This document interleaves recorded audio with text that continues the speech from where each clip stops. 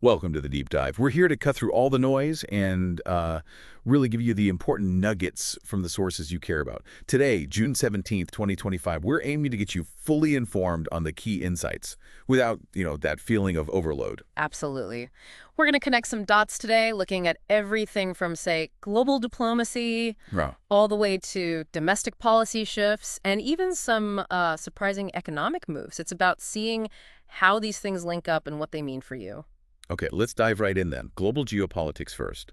The G7 summit up in Canada, former President Trump made some, pretty notable comments there. He did. The call for Russia to rejoin the G8 specifically. Yeah, he said its expulsion back in 2014 was, quote, a mistake. Right. And also interesting, he left the summit early, seemed linked to rising tensions between Israel and Iran. Well, the Russia comment alone really stirred things up. It's not just controversial in a vacuum, it touches on the whole foundation of that group, especially right now. Remember, kicking Russia out wasn't just a slap on the wrist. No, it was a big statement. A huge statement about shared values, democratic principles, territorial integrity, things like that. So suggesting re-entry now, it really questions the unity of the G7, potentially emboldens adversaries, and, well, forces allies to rethink things. It highlights a real fault line. That's a great point about unity. Okay. Okay, let's pivot from the global stage to things happening much closer to home. Domestic policy, public response.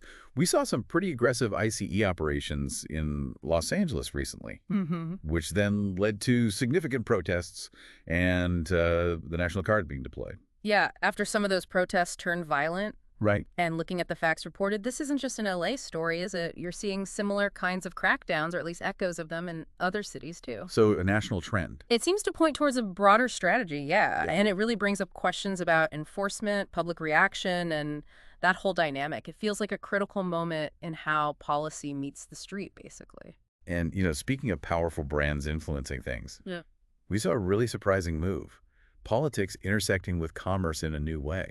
I'm talking about the launch of Trump Mobile. Ah, yes, the phone service. Yeah, debuted with a $499 phone? That's right, and a $47.45 monthly plan, unlimited. So in a market absolutely saturated with phone plans, what's the angle here? What makes this stand out? Well, it's more than just another mobile plan, isn't it? It's kind of a fascinating blend, or maybe a blurring between a political identity and a consumer product. It makes you think about data privacy, for instance. Right. If your phone carrier is tied to a specific political brand. Exactly. And more broadly, are we sort of entering a phase where who you buy from is becoming another way to express your political affiliation? Instead of just picking the best deal or service? Potentially, yeah. It's a real test of how far that kind of brand loyalty can stretch into totally new areas. Quite something to watch. Yeah. Definitely a shift. Okay, let's talk economy now.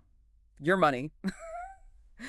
The Federal Reserve had its June meeting, and the general expectation is that they're holding interest rates steady. That seems to be the consensus, yes. And there are a couple of main reasons driving that expectation. First, inflation seems to be easing off a bit from those really high peaks we saw.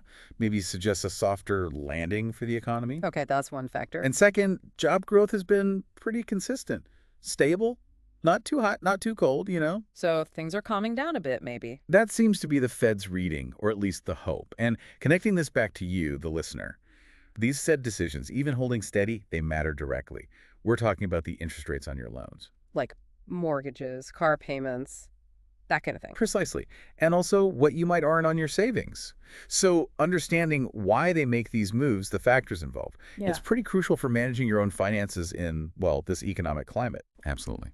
So quite a range we've covered today, haven't we? From G7 dynamics and Trump's comments to ICE operations on the ground here. Then this surprising Trump mobile launch, and finally what the Fed's doing with interest rates. It really shows how interconnected everything is.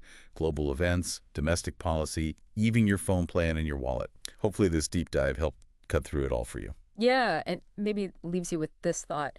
In a world where headlines jump from international summits one minute to personal mobile plans the next, what does it really mean for you to be truly informed? And how do you prepare for a world where, frankly, any piece of news might have these unexpected ripple effects right into your daily life?